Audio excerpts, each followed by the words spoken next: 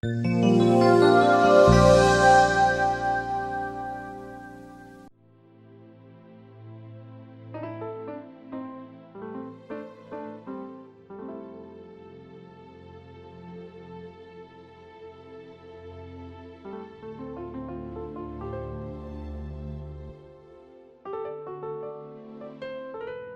African Center for Media and Information Literacy, AFRICMIL, on Monday 17 June 2019, through its Corruption Anonymous project supported by the John D. and Catherine T. MacArthur Foundation, which is aimed at sensitizing the public about the whistleblower policy of the Nigerian government, held a training workshop for journalists on whistleblowing and the fight against corruption in Nigeria. Declaring the workshop open, Chido Onumah, Co-ordinator of AFRICMIL, said apart from the need for continuous collaboration with the media in driving the whistleblowing awareness campaign, there is need to highlight the protection of whistleblowers. We are here basically today to strengthen that partnership and relationship with the media, particularly in the area of protection, advocacy, journalism. How do we report whistleblowing cases? How do we generate work with whistleblowers? How do we effectively use their stories, but also how do we cover them in such a way that, one, they are protected in a number of ways, protected against intimidation from their employers, but also protected against unnecessary exposure. Johnson Oludare of the Presidential Initiative on Continuous Audit, PICA, in his presentation, noted that the media had a duty to report fraudulent practices by corrupt individuals. When you submit your information as a preliminary investigation is carried out, you'll be invited back to come and fill a month if we see that it's probable, it's likely going to lead to you. But if you are anonymous and we cannot identify you, meaning that you did not put your address, you did not put your phone number, you know, it might be difficult for you now to get to the word that now come with it, because by the time unless we in our portal we will report back to you, we will say that we want you to identify yourself more if the information appears to be correct, so that you can now come in the Federal Ministry of Justice and fill our bond that will tell you and specify so agreement between you and the federal government. It's very important that you should also know that. In his presentation on developing story ideas and sourcing for corruption stories, Abdulaziz, Program Manager AFRICMIL, reminded journalists of the need to always fact-check their stories before going ahead to publish. Fact-check the sources. If it is the document, get somebody to help you lend credence or otherwise to it. This is what I have always true. But also don't rely on one person. Talk to as many people as possible to verify the document. Or maybe it's someone that tells you something. Because this can work interconnectively. You know, you can validate document from humans, from somebody, you know, from persons. You can also validate claims by individuals with documents. Dayo Ayeton, the Executive Director, International Center for Investigative Reporting, ICIR, in his presentation on investigative and advocacy reporting, urged journalists to make advocacy reporting a crucial part of investigative reporting. Many of the people we wrote about in the past who stole money as governors and so on, many of them are in the National Assembly. So I think that it should not be enough for us just to do our journalism and leave it like that. Like she said, we should go. In the past, I drew a huge line of distinction between my work as a journalist and advocacy. But now that our journalism is not achieving the purpose, I think that we should step a bit forward and maybe not directly get involved in the advocacy, but engineer those advocacy processes. Aaron Kase, a whistleblower at the Police Service Commission who was suspended from work and his salary withheld for 3 years, shared his experience as a whistleblower and the challenges facing whistleblowers. Part of the things that we should look at when whistleblowers are having this kind of issues is that one, the people that we are dealing with mostly are very powerful people. They can even buy some media organizations, not to talk of the reporters, not to talk about the editors. So they will come out with stories, this man is blackmailing me, this man is doing this man is doing this.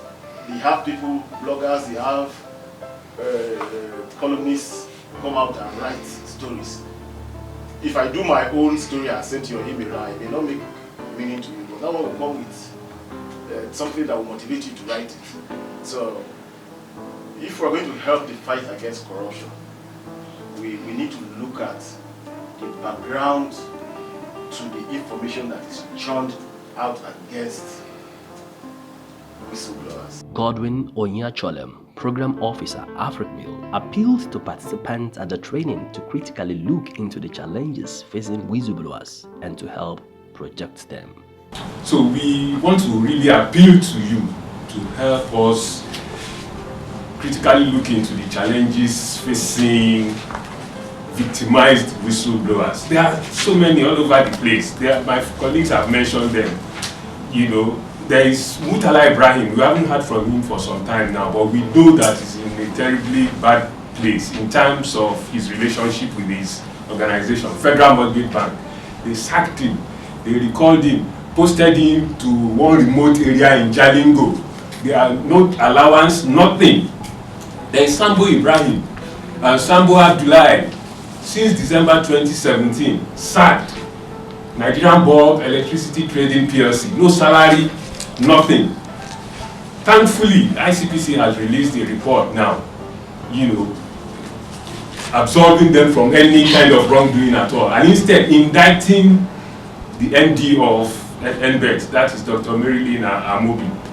So when these guys come to us, they flock our office almost on a daily basis, and we sit down, we discuss with them. You know, we want you to come in as, you know, the voice of the voiceless to help us project the crisis facing these people. Some stakeholders and participants at the event also expressed their views on the fight against corruption and the impact of the just concluded training workshop. To a great extent, first of all, there's no way you can create a whistleblowing policy without first thinking about protecting the people who will be blowing the whistle. And so, to that extent, I think that government put the cart before the horse, because so now there's no legal framework for this policy. I think government just rushed into creating a policy, they mounted it, and people don't have the confidence in this policy for them to come forward. Well, for me, that's just the biggest challenge. Lack of protection, because it will discourage others from doing it. Who wants to lose their job? Who wants to lose their lives? Definitely, you know that it's like you chasing after armed robbers. If they have the way, they will come back after you. So it's a risky business. It's something that's very risky, and government basically has to do something to protect whistleblowers. Otherwise, people will shy away. If you're out of work for 6 months, you know what that would mean. You know, and then they are hunting you from there. You have to be running. You know, so protection is key. That's a major thing I say. What I intend to do, basically, with in collaboration with AFRICMIL and maybe any other organization or whistleblowers that I will be linked with, is to talk to those people who have had issues, things that relate to fraud, that by their own judgment is a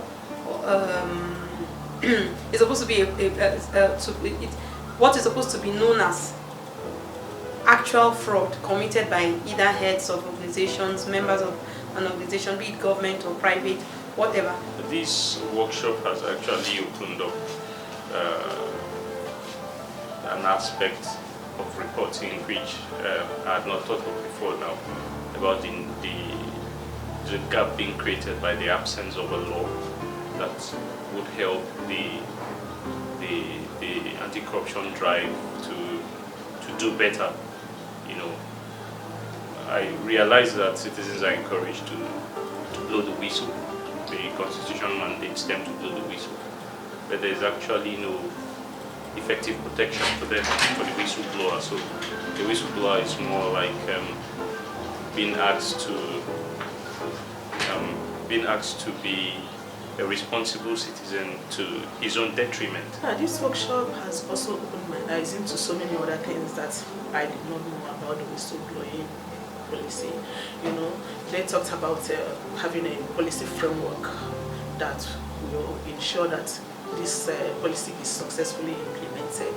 Apart from that, there is also the issue of all the agencies involved working together to ensure, you know, that they, carrying each other along and not working differently without, because this thing, I think, is one of the things that is hampering the successful implementation of the policy. One of the things they need to do, or what they've not been doing rather, is that there's no enabling law to back up every of the activities, which is a minus for the policy. Then secondly, I think they are not too serious about it. Yeah, they're not too serious about it. Their attention is more on the money, but not on the other things that follows, and which is just the down point of the program or the policy.